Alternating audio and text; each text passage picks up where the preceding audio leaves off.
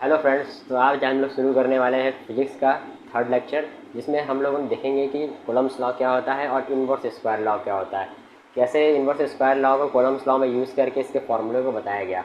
और सभी को मैं आपको ये बताना चाहूँगा कि इससे पहले मैंने डिस्कस किया था प्रॉपर्टीज़ ऑफ चार्जेस क्या होते हैं और चार्जेस का एग्जिस्टेंस कैसे पॉसिबल होता है नेचर में, ये मैंने बताया था कि कैसे चार्जेस एग्जिस्ट करते हैं। तो चलिए अब हम लोग देखते हैं कि इन्वर्स स्क्वायर लॉ क्या होता है। कूलम्ब्स लॉ से पहले हम लोग ये देखेंगे कि इन्वर्स स्क्वायर लॉ क्या होता है। और ऐसा हम लोग को देखने का इसलिए ज़रूरत पड़ा क्योंकि जब भी कोई रिलेशन आता है, फोर्स का एक्सप्रेशन आता है हमें, चाहे वो इन्वर्स स्क्वायर लॉ होता है यानी कि इलेक्ट्रिक फोर्स का एक्सप्रेशन आता है, चाहे वो आपको आगे अगर आप चैप्टर्स पढ़ेंगे तो उसमें मैग्नेटिक फोर्स रहेंगे तो उस मैग्नेटिक फोर्स में जो फोर्स का एक्सप्रेशन रहेगा, या फिर ग्रेविटेशनल फोर्स में दो ऑब्जेक्ट्स के, किसी भी दो ऑब्जेक्ट्स या फिर कोई भी दो चीज़ों के बीच में किस तरीके का फोर्स का जो एक्सप्रेशन मिलता है, उसमें एक आपको रिलेशन मिलता है। और ये रिलेशन ये मिलता है कि फोर्स किस तरीके से उन दो ऑब्जेक्ट के बीच के डिस्टेंस से वेरी कर रहा होता है। यानी कि दो ऑब्जेक्ट के बीच में कितना फोर्स लगेगा वो डिपेंड करेगा कि उस फोर्स उन दोनों ऑब्जेक्ट के बीच में कितनी दूरी का डिस्टेंस है। अगर डिस्टेंस कम होगा तो फोर्स ज़्यादा रहेगा, और अगर डिस्टेंस ज़्यादा रहेगा तो फोर्स कम रहेगा। इस तरीके से डिस्टेंस वेरी करने से फोर्स भी वेरी करता है। तो पहले तो हम लोग ये जानेंगे कि ये इन्वर्स स्क्वायर लॉ आया कैसे और ये कौन था जिन्होंने इस इन्वर्स स्क्वायर लॉ को खोजा। तो मैं आपको बताना चाहूँगा कि न्यूटन ऐसे व्यक्ति थे जो पहले व्यक्ति थे जिन्होंने इन्वर्स स्क्वायर लॉ की नींव रखी, और उन्होंने ही इन्वर्स स्क्वायर लॉ के बारे में बताया कि कैसे इन्वर्स स्क्वायर लॉ कैसे ऑब्जेक्ट्स के बीच में वेरीज करता है। और सबसे बड़ी बात तो ये है कि ये इसको हम लोग चार्जेस के बीच में भी देखने चालू कर दिए हैं कि चार्ज साथ ही देखिए, न्यूटन ने तो वो मैक्रोस्कोपिक लेवल पे बताया था, लेकिन हम लोग यहाँ पर डील कर रहे हैं चार्जेस, और चार्जेस जो कि माइक्रोस्कोपिक पार्टिकल्स होते हैं। माइक्रोस्कोपिक और मैक्रोस्कोपिक के बारे में मैंने बता चुका है कि ये दो फिज़िकल आपका सिनेरियो होते हैं, जिनमें कि एक सिनेरियो में मैक्रो MACRO मैक्रो, जिसमें कि क्या होता है कि आपको चीज़ें मतलब आँख से आइडेंटिफाई करके फिजिकल लेवल पे आप अपने देख सकते हैं। लेकिन माइक्रो MICRO माइक्रो, ये ऐसे सिनेरियो होते हैं जिनमें कि आप लोग को आँख से नहीं, माइक्रोस्कोप या फिर किसी ऐसे फंडामेंटल इंस्ट्रूमेंट से आपको देख के इन चीज़ों को आइडेंटिफाई करना पड़ता है और ये चेक करना पड़ता है कि ये वर्क कैसे करते हैं। तो अब हम लोग ये देखने जा रहे हैं कि न्यूटन ने कैसे इन्वर्स स्क्वायर लॉ के बारे में बताया। ये बहुत ही बेसिक कॉन्सेप्ट है दोस्तों, और ये जो इन्वर्स स्क्वायर लॉ या फिर इसको कह लीजिए inverse square rule, how did Newton gas the inverse square law. Newton का जन्म देखिए 1642 से लेकर 1727 के समय में हुआ था, जिस समय मेरे ख्याल से यहाँ पे मुग़ल लोगों का शासन था। और उस समय अगर देखा जाए तो वो लोग यहाँ पे शासन कर रहे थे और न्यूटन भाई साहब ने वहाँ पे डेवलप करा था इन्वर्स स्क्वायर लॉ। तो चलिए देखते हैं, फिलहाल वहाँ पे अच्छा काम हो रहा था, यहाँ पे लोग पता नहीं क्या कर रहे थे। तो इन्वर्स स्क्वायर लॉ का रिलेशन ये है, force is inversely proportional to 1/r²। अब इन्वर्सली प्रोपोर्शनल डायरेक्टली प्रोपोर्शनल किसको कहते हैं? देखिए, सबसे पहली बात है कि प्रोपोर्शनल क्या होता है। ये जो साइन होता है इस तरीके से, इसको अल्फ़ा मत बोलिएगा। अल्फ़ा देखिए, अगर आपको कहेंगे तो ये अल्फ़ा होता है इस तरीके से, लेकिन इन्वर्सली प्रोपोर्शनल का साइन ऐसे होता है, ये इस तरीके से बनाते हैं ये।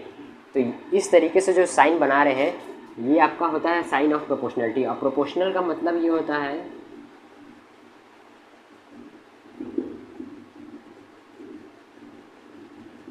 प्रोपोर्शनल का मतलब होता है वेरिएशन।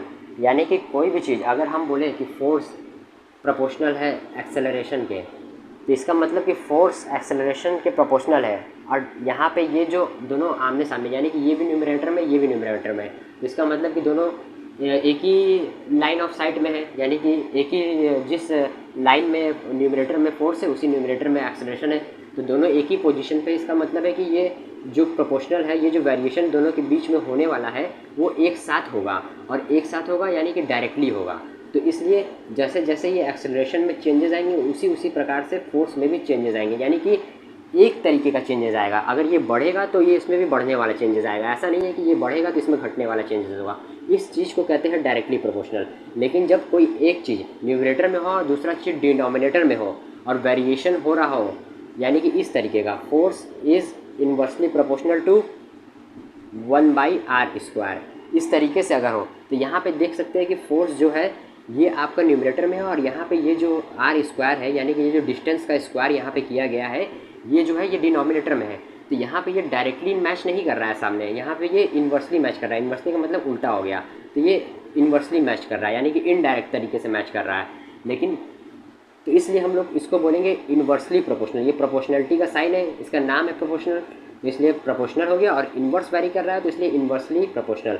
इसका मतलब ये है कि अगर हम फोर्स की वैल्यू बढ़ाएंगे तो डिस्टेंस कम होगा, और अगर हम डिस्टेंस की वैल्यू बढ़ाएंगे तो फोर्स की वैल्यू कम मिलेगी। तो इसमें देखिए इन्वर्सली प्रोपोर्शनल में कोई एक चीज़ बढ़ाने पे दूसरा चीज़ घटता है, और डायरेक्टली प्रोपोर्शनल में अगर एक चीज़ बढ़ा रहे तो दूसरा चीज़ भी बढ़ेगा। ये होता है प्रोपोर्शनलिटी का कॉन्सेप्ट। इस तरीके से प्रोपोर्शनलिटी के कॉन्सेप्ट को आप समझ सकते हैं। तो आप लोगों ने इन्वर्सली प्रोपोर्शनल या फिर साइन ऑफ प्रोपोर्शनलिटी, ये साइन होता है प्रोपोर्शनल का, इसको सिंबल कहते हैं प्रोपोर्शनल का। तो इसका कॉन्सेप्ट आपको समझ में आ गया होगा। यहाँ जो ये अल्फ़ा है ये एक ग्रीक सिंबल है, ग्रीक सिंबल कह लीजिए या फिर लेटर कह लीजिए, ग्रीक लेटर है। यूनानी लोग जो मिस्र में लोग रहते थे वो लोग इस तरीके के शब्दों का प्रयोग करते थे। वहाँ ABCD उस समय उन लोगों को इतना मालूम नहीं था, हो सकता है इस वजह से उन्होंने ग्रीक सिंबल्स को चूज़ किया। तो ये ग्रीक लेटर है। फिलहाल हम लोग प्रोपोर्शनलिटी का कॉन्सेप्ट समझ गए हैं। और हाँ, अब हम लोग देखते हैं कि किस तरीके से ये जो प्रोपोर्शनलिटी का यहाँ पे फॉर्मूला न्यूटन ने सोचा कि force is inversely proportional to 1/r², ये आया कैसे, और हम लोग कब प्रोपोर्शनलिटी को यूज़ करेंगे, कब हम लोग प्रोपोर्शनलिटी को हटाएंगे, ये भी हम लोग इसी में सीखेंगे, ताकि हम लोगों को प्रोपोर्शनलिटी का सारा कॉन्सेप्ट जो कि आगे आए उसको हम लोगों को समझने का दिक्कत ना हो। तो देखिए हम लोग ये बचपन से देखते आ रहे हैं, या फिर आप ये भी जानते होंगे कि जिस भी क्लास से साइंस स्टार्ट हुआ होगा उसी क्लास में आपको ये जब बता दिया होगा कि किसी ऑब्जेक्ट पे, यानी कोई ऑब्जेक्ट है आपके पास, इस पर अगर इस तरीके का फोर्स लगाएंगे तो इसका अगर मास m है और ये फोर्स लगाएंगे तो इसका जो फार्मूला होता है इस बॉडी पे जो फोर्स लगेगा उसका फार्मूला होता है मास इनटू एक्सेलरेशन। ये फार्मूला होता है किसी भी बॉडी पे। अगर आप यहाँ पे फोर्स की जगह यहाँ पे अगर हम ए एक्सेलरेशन से इस बॉडी को ढकेल रहे हैं, या ये मान लीजिए एक दूसरा एग्जांपल, ए एक्सेलरेशन से अगर इस m मास के बॉडी को ढकेल रहे हैं तो इस पर फोर्स कितना लगेगा, ये लगेगा force is equal to mass acceleration, mass into acceleration. ये फार्मूला होता है। तो इसी फार्मूले को, इस बेसिक फार्मूले को लेके हम लोग ये जानेंगे कि कैसे ये इन्वर्स स्क्वायर लॉ आया। तो देखिए force is equal to mass into acceleration होता है। अब एक्सेलरेशन को क्या लिख सकते हैं, एक्सेलरेशन को हम लोग जानते हैं कि acceleration is equal to velocity upon time. जैसे कि क्या होता है, velocity is equal to distance upon time, ये होता है, या फिर डिस्प्लेसमेंट अपॉन टाइम होता है। तो velocity is equal to displacement upon time. देखिए मैं यहाँ पे आपको एक चीज़ और क्लियर करना चाहता हूँ, स्पीड और वेलोसिटी, और इसी से रिलेटेड है, वेलोसिटी से रिलेटेड चीज़ है वो है डिस्प्लेसमेंट, और स्पीड से रिलेटेड चीज़ है डिस्टेंस। कभी भी अगर आप स्पीड बोलेंगे तो उस केस में आपको डिस्टेंस के बारे में सोचना है, स्पीड के केस में कभी भी डिस्प्लेसमेंट के बारे में मत सोचिएगा। और अगर वेलोसिटी की अगर आप स्पीक कर रहे हैं, बोल रहे हैं, तो डिस्प्लेसमेंट के बारे में सोचिएगा, डिस्टेंस के बारे में कभी मत सोचिएगा। ऐसा इस वजह से है कि ये कॉन्सेप्ट को हम लोग आगे समझेंगे, लेकिन फ़िलहाल यहाँ पे मायने ये रखता है कि हम लोग क्या बोल रहे हैं। वेलोसिटी के केस में डिस्प्लेसमेंट बोलेंगे और स्पीड के केस में डिस्टेंस बोलेंगे। और हाँ, एक कॉमन सी बात ये भी है कि फ़िलहाल आप लोग ये जानते ही होंगे कि स्पीड का जो नापने का मेज़रमेंट है वो हम लोग मीटर पर सेकंड में नापते हैं कि कितना मीटर कितने सेकंड में ट्रैवल हुआ। वेलोसिटी का भी सेम होता है, मीटर पर सेकंड यूनिट जो होता है नापने का, और डिस्टेंस का होता है मीटर, मीटर कितना मीटर है, कितना मीटर चला। डिस्प्लेसमेंट का भी यही होता है, कितना मीटर चला।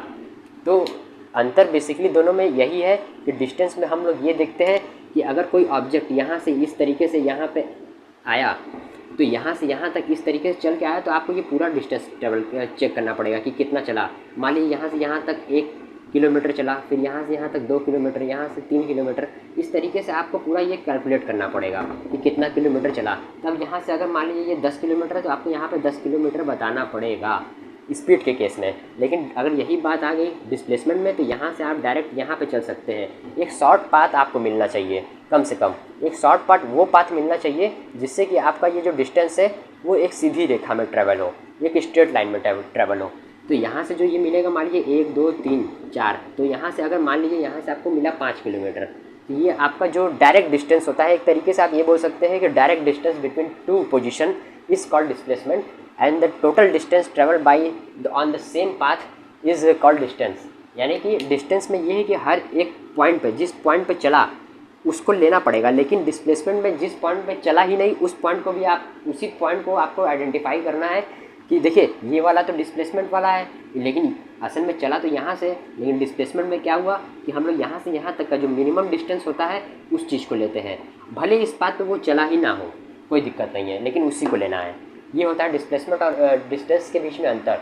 तो हम लोग का जो कॉन्सेप्ट था मैं ये इसलिए डील कर रहा हूँ ताकि ये जो मैंने कोर्स स्टार्ट किया है आपको बताने का, ये बेसिकली कोर्स स्टार्ट किया है उन लोगों के लिए कि वो लोग ट्वेल्थ डायरेक्ट समझे, बिना 11th के, बिना 10th के और बिना 9th के। इसलिए दोस्तों यहाँ पे आपको सब मिलेगा, सारे कॉन्सेप्ट समझ में आएंगे। तो चलिए, जैसा कि हम लोग जानते हैं कि एक्सेलरेशन होता है क्या, वेलोसिटी अपॉन टाइम। अब यहाँ पे वेलोसिटी अपॉन टाइम है तो टाइम को क्या लिख सकते हैं, जैसे कि अगर हम लोग देखिए speed equals to distance upon time होता है, ये तो सब जानते हैं। अगर हम स्पीड को s से ना लिख के हम बोले कि हम स्पीड को v से लिखेंगे, और डिस्टेंस को अगर हम बोलेंगे कि d से ना लिख के r से लिखते हैं, और टाइम को तो t से लिखेंगे, तो इसमें कोई दिक्कत थोड़ी ना है। बस हम लोग इसका लेटर बदल दिए, बाकी चीज़ें तो वही हैं। बस इस तरीके से हम लोग यहाँ पे इसको लेटर को बदल दे रहे हैं, बस ये ध्यान रखिए, लेटर को बदल दे रहे हैं, बाकी दोनों का मतलब एक ही है, क्योंकि दोस्तों हम लोग यहाँ पे कोई अलग कॉन्सेप्ट डील कर रहे हैं, इसलिए हम लोग यहाँ पर लेटर बदले हैं। Speed equals to distance upon time वाला कॉन्सेप्ट हम लोग अभी नहीं डील कर रहे हैं, क्योंकि हमारे पास speed equals to distance upon time तब लगाएंगे जब कोई चीज़ हमारे पास होगा कि कोई चीज़ इतना दूरी तक चला और इतने टाइम में चला, तब हम उसका स्पीड निकालेंगे, जैसे कार या फिर कुछ। वो सब एग्जाम्पल हम लोग नहीं ले रहे हैं, यहाँ पर हम लोग दूसरा कॉन्सेप्ट समझ रहे हैं, इसलिए हम लोग लेटर चेंज कर दिए, बस बात यही है। तो आपको ये देखना है कि यहाँ पे जो स्पीड है इसके जगह s के जगह v यूज़ कर लिए हैं और d के जगह r इसको यूज़ कर लिए, दोनों का मतलब एक ही है, ये भी डिस्टेंस है, ये भी डिस्टेंस ही है, चिंता मत करिए। और ये स्पीड है तो ये भी स्पीड ही है।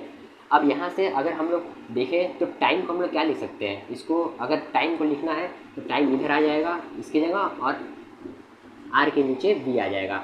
ये दोस्तों कैसे हुआ ये तो सब आप लोग जानते ही होंगे, क्योंकि ये तो बेसिक कॉन्सेप्ट है, सबसे फंडामेंटल कॉन्सेप्ट है। इस कॉन्सेप्ट में ये बताया गया है कि ये बताने वाला कॉन्सेप्ट नहीं है, ये तो क्रॉस मल्टीप्लिकेशन ही है कि अगर आप ये LHS है, लेफ्ट हैंड साइड है, और यहाँ पे ये राइट हैंड साइड है, अगर आपको राइट हैंड साइड का कुछ भी लेफ्ट हैंड साइड में भेजना है तो राइट हैंड साइड में मतलब क्या चीज़ है, ऐसा चीज़ जो मल्टीप्लिकेशन में हो।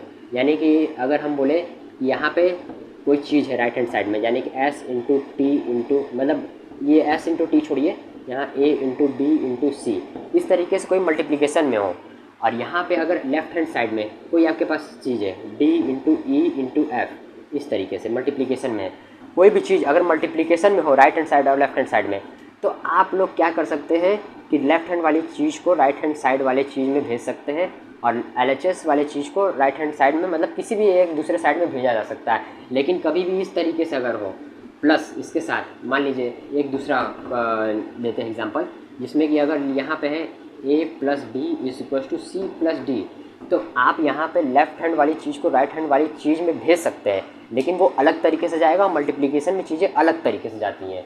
ये बात देखिए क्लास, ये बेसिकली क्लास मेरे ख्याल से 1 2 या 3 का होगा 1 2 3 क्लास में बताया जाता होगा। तो ये भी मैं बता रहा हूँ यहाँ पे, क्योंकि बहुत से लोग होते क्या है कि खाली 9 10th और इसी तरह पढ़ रहे होते हैं, लेकिन उनका कुछ क्लियर नहीं होता है मैथमेटिक्स में, तो वो कुछ जानते भी नहीं है। लेकिन उन लोगों के लिए भी ये वीडियो है।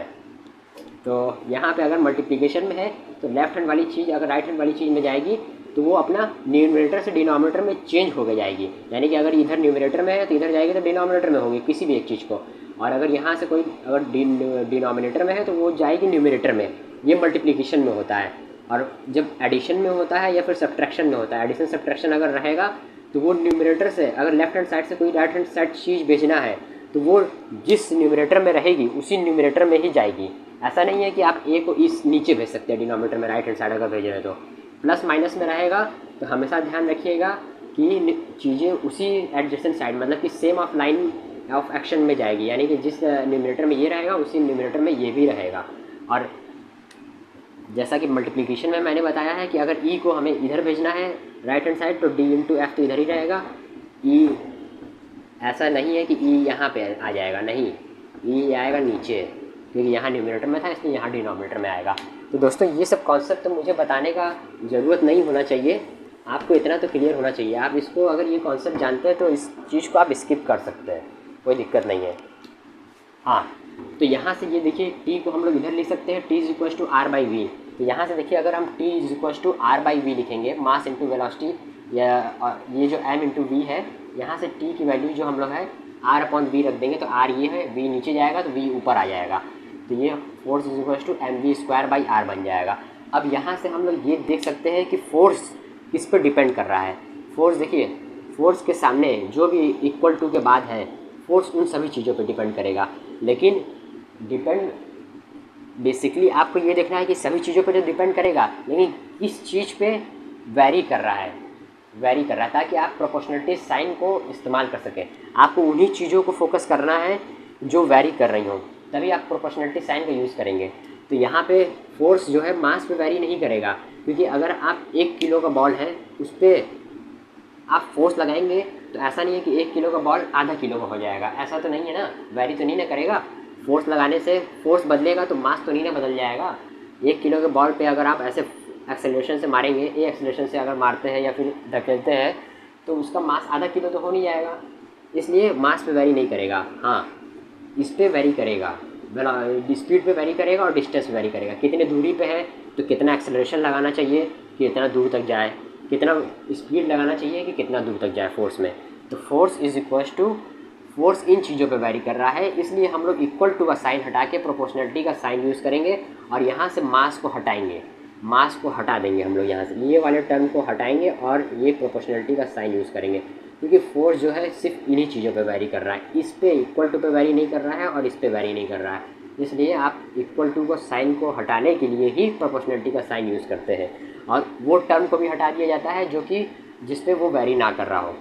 तो इसलिए मैंने यहाँ पे force is directly proportional to V square upon R ऐसे करके लिख दिया है। इसको आप दो तरीके से बोल सकते हैं, force is directly proportional to V square, force is inversely proportional to 1/r, इस तरीके से बोल सकते हैं, क्योंकि ये देखिए मल्टीप्लिकेशन में ही है। वी स्क्वायर बाई आर को आप वी स्क्वायर भी लिख सकते हैं और ऐसे भी लिख सकते हैं, ऐसे भी लिख सकते हैं। तो ये दो क्वांटिटी पे फोर्स वेरी कर रहा है, ये डायरेक्टली वेरी कर रहा है ऊपर है, ये न्यूमरेटर में है, डिनोमिनेटर में, इसलिए इन्वर्सली वेरी कर रहा है। अब हम लोग जानते हैं कि speed equals to distance upon time होता है।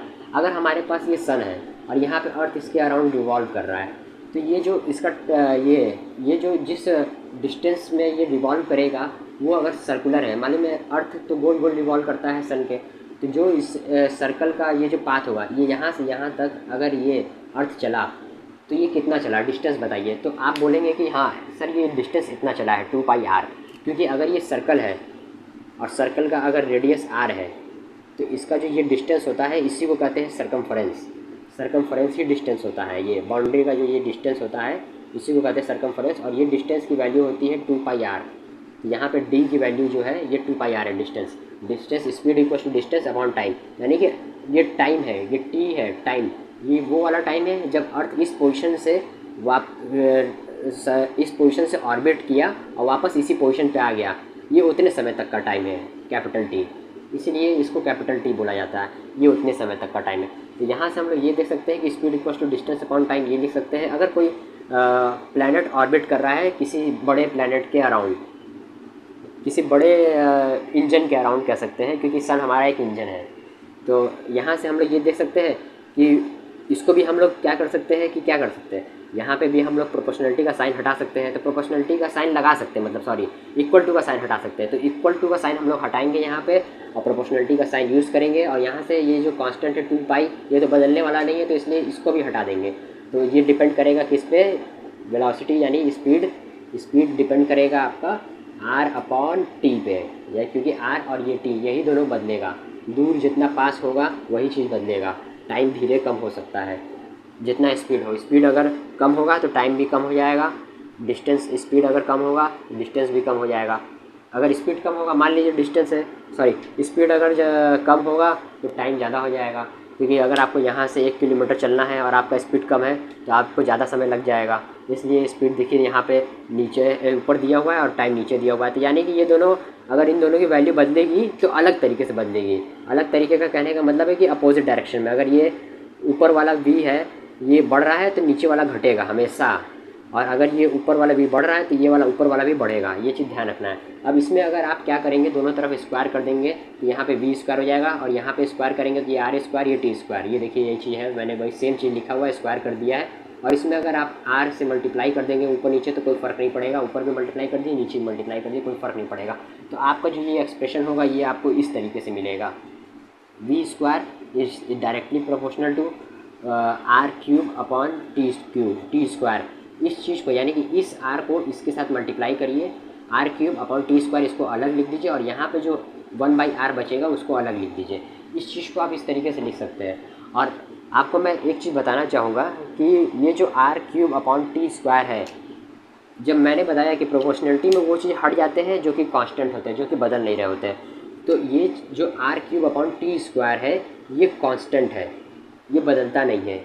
और ये कहाँ से नहीं बदलता है, क्यों कांस्टेंट है ये केपलर का थर्ड लॉ है। केपलर ने बताया था कि हमारे जो प्लैनेट्स हैं वो किस तरीके से ऑर्बिट में सन के अराउंड रिवॉल्व करते हैं।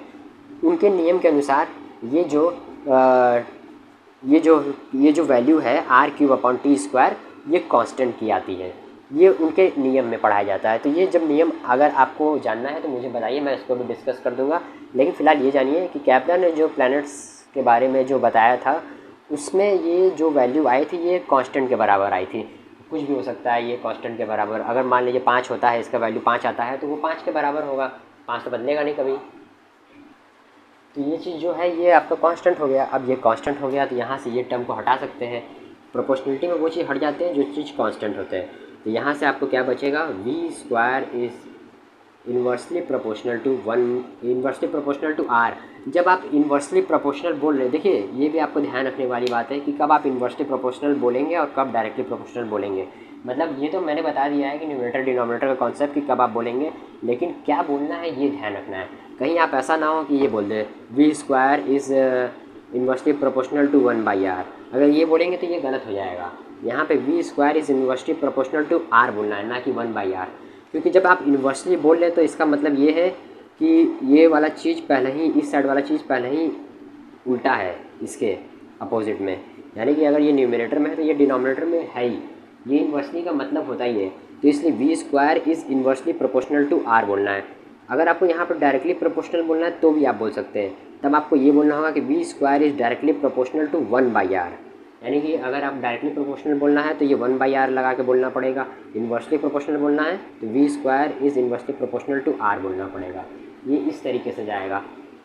अब इस इक्वेशन को मान लीजिए इक्वेशन नंबर 2, और इससे पहले जो मैंने यहाँ पे force is equal to mv²/r में यहाँ पे ये जो प्रोपोर्शनलिटी का ये साइन लगाया था, उस इक्वेशन को मान लीजिए इक्वेशन नंबर 1।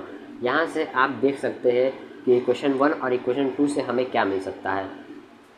तो इक्वेशन 1 इक्वेशन 2 से हमें देखिए क्या मिलेगा। अगर हम यहाँ पे वी स्क्वायर की जगह 1/r यूज़ कर लेते हैं, इस सेकंड वाले इक्वेशन को हम लोग फर्स्ट में यूज़ कर लेते हैं, यूजिंग सेकंड इन 1।